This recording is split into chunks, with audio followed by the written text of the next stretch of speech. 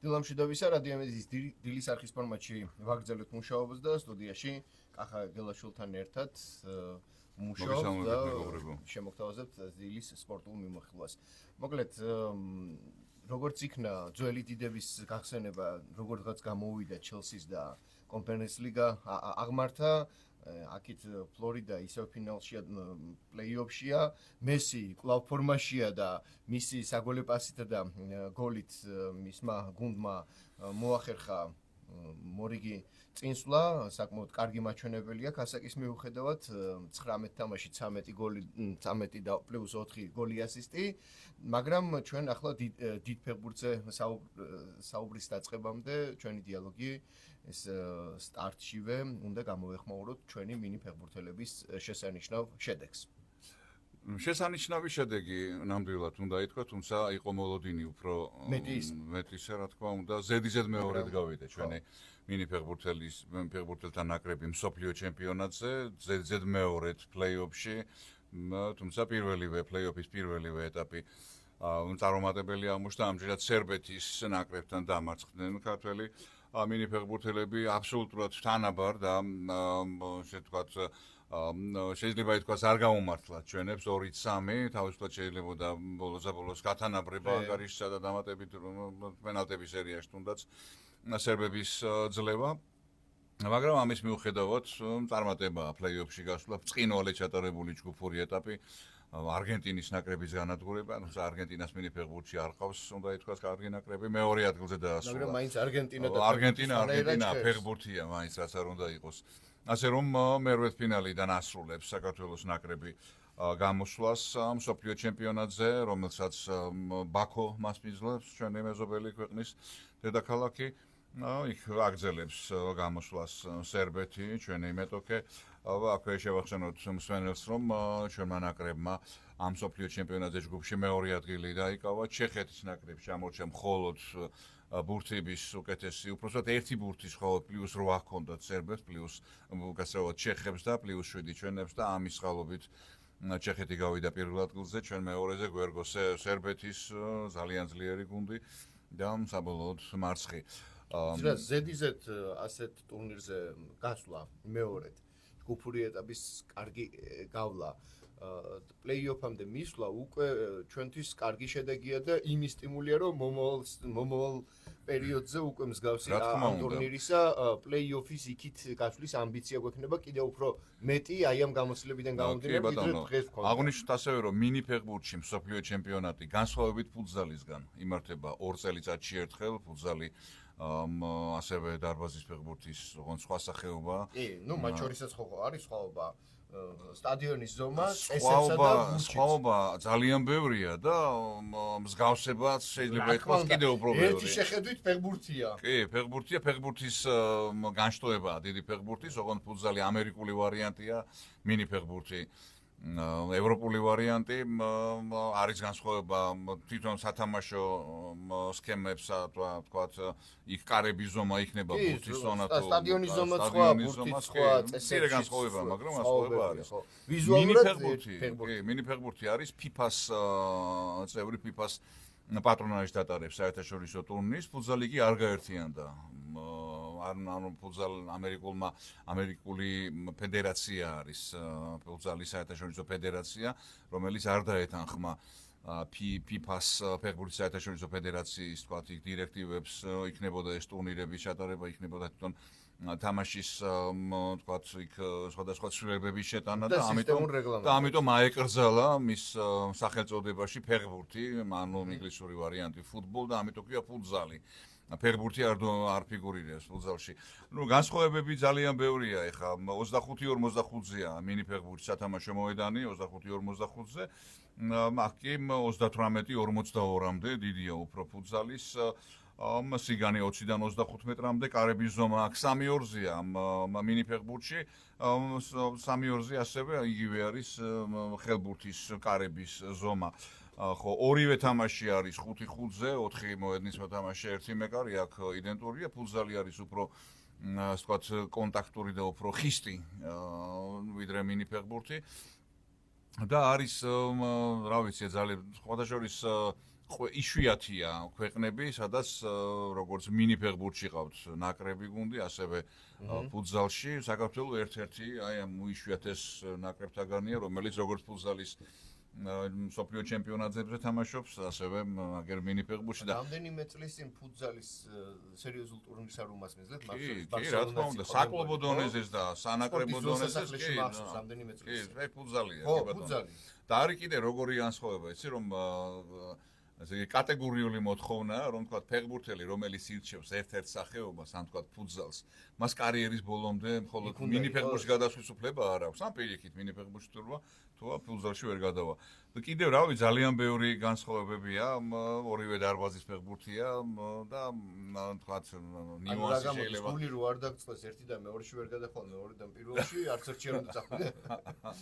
ისე ეს პროტესტი გამოესხებოდა არც ერთი. აი პროტესტს ვაცხადებდა, ამიტომაც მხოლოდ საუბრობ მეტწილად, იმიტომ რომ ну, რა ვიცი, კიდე ძალიან ბევრი განსხვავებებია. სხვათა შორის თამაშის სტილიც, მანერაც, შესაძლებლობებიც და აი მცირე სივრცეში მოხნილობის უფრო მაღალი ხარისხი მინი ფეხბურთსა თუ ფუტზალში საერთოდ სხვა განზომილებაა. ხო, ფუტზალში ვთქვათ აი ესეთი აი დიდ ფეხბურთში არის ვთქვათ ეგრეთ წოდებული პატკატი ან ვთქვათ რაღაც ისეთი ხისტი თამაში, რომელიც შეიძლება ფეხბურთელის ტრავმა გამოიწვიოს. აი ეს მინი ფეხბურთში უიშვიათეს შემთხვევა შედარებით უფრო ხშირია ფუტზალში. ფუტზალი უფრო კონტაქტურია შედარებით. მცირე სივრცეში კონტაქტური, კი და ეს წესები, კანონები რა თქმა უნდა არის ძალიან ბევრი ხო მაგაზე რომ მაგრამ არა, მე სხვა რამეს ვამბობ. 10 მეტრიანი პენალტია, x 9 მეტრიანია. რამდენიც გროვდებოდით, იმდენი ვთამაშობდით ხოლმე მინი ფეხბურთს და თუ საჭირო იყო, ყველაზე საინტერესო იყო ხოლმე კიპერობა. ვინც იღლებოდა, კარში დგებოდა, ოღონდ შეთანხმება იყო. კარში თამაშობს მარტო თუ გამოდის კიდევაც. ხელით თამაშობს კარში თუ არ აქვს მაგის უფლება და თან მოედანზეც დამატებით. ნუ ნებისმიერ შემთხვევაში ორივე სახეობა ეს ფეხბურთის და ფუტზალის და მინი ფეხბურთის არის ძალიან სანახაობრივი, დაძაბული და ნიშაში ფეხბურთიც ამის ერთ-ერთი მნიშვნელოვანი ელემენტი არ არის. ერთ-ერთი ვერსიაც ხო იყო, რომ ბრაზილიელებს რატო გამოძით ასე მაგრად, იმიტომ რომ პლაჟზე ქვიშაში რო თამაშობენ, ეს ძალიან ეხმარება მათ. აი ბრაზილიას ფუტზალში ყავს ძალიან მაგარი, მინი ფეხბურთში არც. აი ფუტზალში ხა მინი ფეხბურთში არიან ისეთი გუნდები მსოფლიოში, აი მაგალითად რუმინეთი იყო შაწინა მსოფლიო ჩემპიონატის ტრიუმფატორი, ხა წააგო პლეი-ოფი. ბრაზილიას მე მგონი მინი ფეხბურთში არც ყავს გუნდი, არ მეუღია ყოველ შემთხვევაში. მეხუთე მსოფლიო ჩემპიონატია ეს. ახლა დიდ ფეხბურთში ისე შედეგებზე გადიან, ცალიას მათ. არის სპორტისთვის. რა თქმა უნდა, ყველა ეს ფორმატი ფეხბურთისა არის უმნიშვნელოვანესი და ყველას თავისი კომაგი ყავს და რაც ყველაზე მნიშვნელოვანია, სპორტსმენებს შესაძლებლობა აქვს მრავალფეროვანი, რომ საკუთარი შესაძლებლობები ამა თუ იმ მიმართულებით გამოავლინონ. ჩვენ ალბათ, რადგან ჩვენს მინი ფეხბურთში ჩვენს ნაკრებზე ვსაუბრობთ, უნდა გამოვეხმაუროთ ჩვენს ეროვნულ ნაკრებსაც, რომელმაც ამ კვირას თავისი ძველი ელემენტებით ახალი ფორმატს წარმოგვიდგინა. ჩვენ არ ვიცი, შენ მოგიწია თუ არა ეთერში მუშაობამ ალბათ დიტოს, როდესაც ხო ვინისალიოს მხრიდან საუბარიც მოვისმინეთ ახალ შემადგენლობაზე, ახალ ფეხბურთელებზე, 4 დებიუტანტი გვაყოლება თუ ფორმაზე არის ძალიან დიდი ახალი ფორმაზე ძალიან ბევრი როგორც ყველაფერზე ყოველთვის, რომ ბევრს მოწონს, ბევრს ღილები არ მოწონს, ბევრს გასვლითი ფორმა შავი რო არ მოწონს, ბევრს პირიქი ძალიან მოწონს. ეს ახალი ფორმა მე ვფიქრობ აი ეს სახელურებს ხო რაც პოლოს მსგავსი ანუ კლასიკური მაისკენ მიდის თანამედროვე ფეხბურთში არ არის ხო ეს არის უფრო ადრე იყო და აი ამ თვალსაზრისით მრავალფეროვნების კუთხით მე რა არც არაფერი მე მაგალითად ძალიან უწევს თავარია ნაკრებმა კარგი შედეგი აჩვენოს და რა თქმა უნდა დიდი მნიშვნელობა აქვს მნიშვნელობა დიდი რა თქმა უნდა იმიტომ რომ ესე ჩვენი სახეა კი რა თქმა უნდა აგერ ერთი ასეთ კურიოზული ისიც იყო მოვლენა ფეხბურთში მსოფლიო ჩემპიონატზე კამერუნის ნაკრების ფორმა სადაც ასე კომბინიზონების ვარიანტი პირდაპირ ტრუსები და ის გადაბმული იყო და FIFA რა არის ხა ესო და იქვე გააუკრძალეს მე მგონი მსოფლიო ჩემპიონატს ნამეტანი ორიგინალურია ხო პირდაპირ ისვავდნენ ესე იგი ტრუსი და მაისური გადაბმული თუ სწორად მახსოვს ბევრი წლის წინ იყო როდესაც ჩვენს ნაკრებს არა თუ ფორმის დიზაინი არამედ სათამაშო ფორმის გარეთ, აი კოსტიუმების ერთიანი დიზაინი ქონდა ძალიან კარგი ჩვენების შექმნილი. ჩემი აზრით 100-იანი იყო ჩართული ამ დიზაინის შექმნაში და მაშინაც სერიოზული გამოხმაურება იყო. შენაო 90-იანი წლების დამოუკიდებელი ქართული კი, ანუ ძალიან ბევრი შეფასება საუბარი იყო, ძალიან ელეგანტური, კარგი. კი, კარგი მართალი ხარ, გეტყვი, მაგრამ მე უფრო იყო იმით, რომ პირველი გასვლა იყო, პირველი საერთაშორისო უკვე ჩავეწერეთ ჩვენს რო იტყვიან იმ ყოველდღიურობაში რაც ცხოვრობდა ევროპული ფეხბურთი, მსოფლიო ფეხბურთი და ყველაფერით მოგწონდა თავიდან, ყველანაირი თამაში და აი აქ სწორედ იმ ძველი ფორმის ელემენტები იგრძნობა, ხო და გადაწყვეტა არის ძველი ფორმის. ხო, შეხედავ შეიძლება რაღაცა ისა ძველი ფეხბურთის ასოციაცია შეიძლება იყოს, მაგრამ აი თანამედროვეობაში შეიძლება ამ ფორმამ ესე ტრენდი შემოიტანოს, როდესაც დაუბრუნდებით ამ მოცემულობას, იმიტომ რომ ესეც ხო ევოლუციის ნაწილია რაღაცა. თასმა იყო აქ ბრიტანული ფეხბურთისთვის დამახასიათებელი მაისურებზე, მე ისიც გაქრა ჩვენ ქონდა კიდევაც არაერთ ცნობილ ბრენდთან ქონდა ჩვენ კონტრაქტი და ისინი გვთავაზობდნენ ხოლმე ფორმებს, ხო? ესეც გვახსოვს და მრავალფეროვნებისთვის ჩემი აზრით საინტერესოა და ფიქრობ ყველაზე სწორი კომენტარი იყო ის ერთ-ერთი რომელიც დავინახე რომ ამ მაისურს რო ვიყიდითო ან ბიჭები თამაშის მერეო საერთოდ შეუძლიათ არის გამოიცვალონ საქმიან შეხვედრაზე წავლენო ისიც მაისურია. უკვე დაიწყო 27 მაისიდან დაიწყო მაისურების რეალიზაცია ნებისმიერ მსურველს შეიძლება არის მითითებული, სადაც შეიძლება მაღაზიები, ინტერნეტით შეძენა. პლუს თვითონ ფეხბურთის ფედერაციის ოფიციალურ მაღაზიაში და ხა იმას ვფიქრობდი, ანუ რა გამოდის ჩემი ეს ნაკრების ძველი მაისური აღირებულებას იძენს ეპოქალურია. რა თქმა უნდა, ეხლა აგერ ბევრი არის, ბავშვები არიან აგერ ჩემს ახლობლებში, რომელსაც ახვიჩამ კვარაცხელიას მოყვარულები და ნაპოლის ფორმები აქვს და უკვე რაღაც მინდაო ეხლა ეს ნაპოლის PSG-ს ფორმა გვინდა. მაგრამ ის თავისებური ხომ აქვს ეხლა მაინც რო ეს რაც შეეხება მთავარ თემას უფრო აქტუალურს ჩვენთან ნაკრებთან დაკავშირებით არის ის რომ უახლოეს დღეებში 5 ივნისს და შემდეგ უკვე 8-ში ორი ამხანაგური მატჩი. არც ისე ხმოვან საფეხბურთო წარმომადგენლებთან მაგრამ საჭიროა მატჩები. მე საერთოდ თუნდაც ვიწევს ხოლმე საუბრები კოლეგები იქნებიან მეგობრები თუ შემატკივრებთან ძალიან დადებითი კუთხით ვაფასებ ვილის ანიოლის მოღვაწეობას საქართველოს ნაკრებში.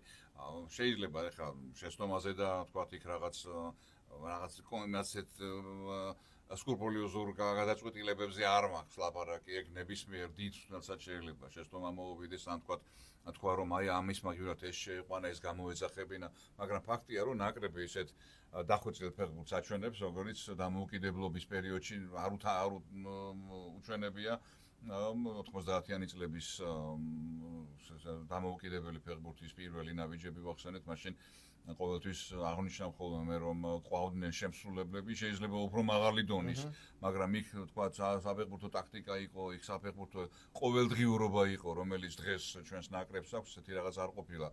ყველაფერ ამას რა თქმა უნდა თაობა მოვიდა ძალიან კარგი თაობა ყოველთვის იყო საქართველოს ნაკრებში, მაგრამ სანიოლის დროს მიღწევა და ხარისხი ფეხბურთის არის ყველაზე მაღალი რაც კი ამ თაობას რეალიზაციის თუ გათვლით გამოჩენის მეტი საშუალება. ეს მეტოქეები, ფარერის კუნძულები და კაბო-ვერდე, რა თქმა უნდა, კარგი იქნებოდა რომ ბრაზილიასთან გვესპარინგა თქვა თან ინგლისთან ან თქვა ვიღაც ნიდერლანდებთან რაღაც, მაგრამ ესეთი ყველა ეს არის FIFA-ს ოფიციალური კალენდარი, არის ოფიციალური მატჩები.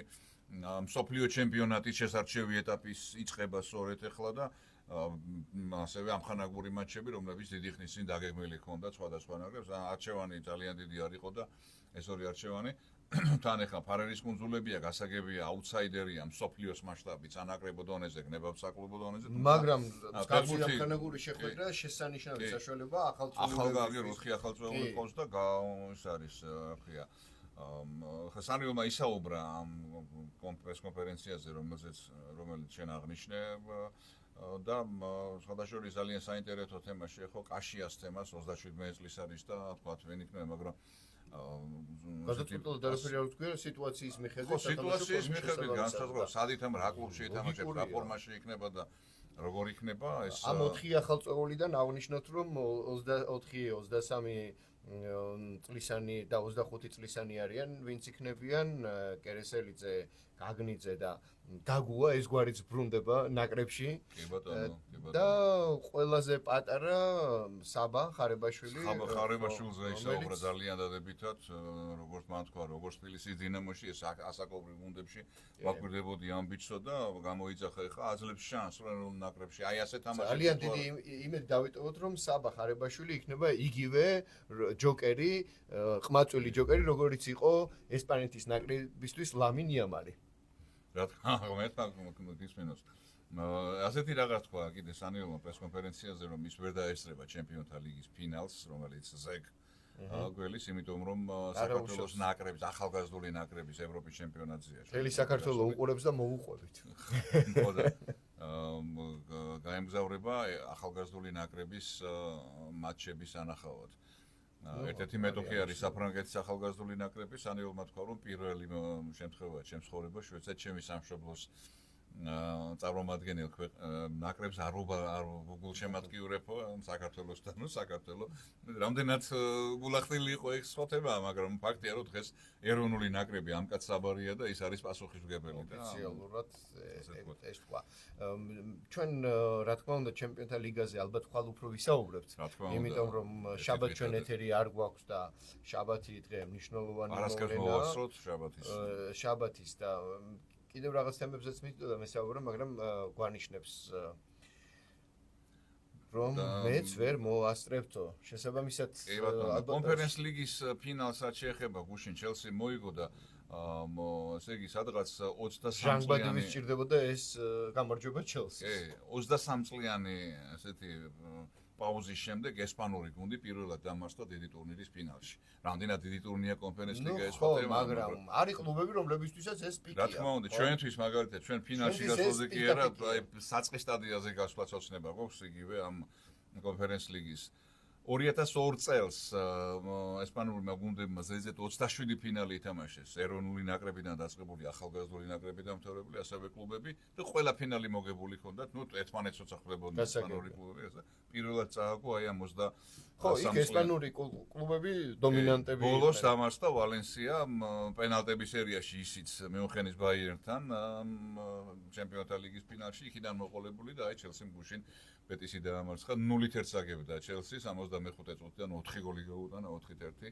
რო აღარ რჩება სამწუხაროდ რაღაცა გაიხსენეს მოახერხეს და თავისი კოდი რაც დამახასიათებელია ჩელსის გაბარიტების გუნდისთვის კლუბისთვის აგერ და ჩელსი პირველი გუნდია ევროპაში რომელმაც რაც კი ევროტურნირი ყოფილა ყველაფერი მოიგო ახლა ამიჩი არის ნუ ამ შემადგენლობის ჩელსის არა ამ შემადგენლობამ საერთოდ კლუბმა ჩელსიმ ჩემპიონთა თასი ხო და ამის შეკვრაში მონაწილეობა მიიღო ეს მაინც ექნება ამ შემადგენლობის ჩელსის საქმელი UEFA-ს თასი ევროპა ლიგა კონფერენს ლიგა და გაუქმებული თასების რომელთა თასის მოგებული მოკლედ მე გიმრო ძალით არ გაგვიყვანოს ეთერიდან ჩვენ თვითონვე ვამბობთ რომ ვასრულებთ საეთერო დიალოგს საინფორმაციო გამოშვების შემდეგ გიბრუნდებით პირდაპირ ეთერში მოგვიანებით 1 საათის თავზე მანამდე კი სულ საათზე ახალ ამბებს თამარ აფშილავა გაგაცნობთ კახა გელაშვილი კი 11 საათიანი საინფორმაციო შემდეგ შემოგიერთდება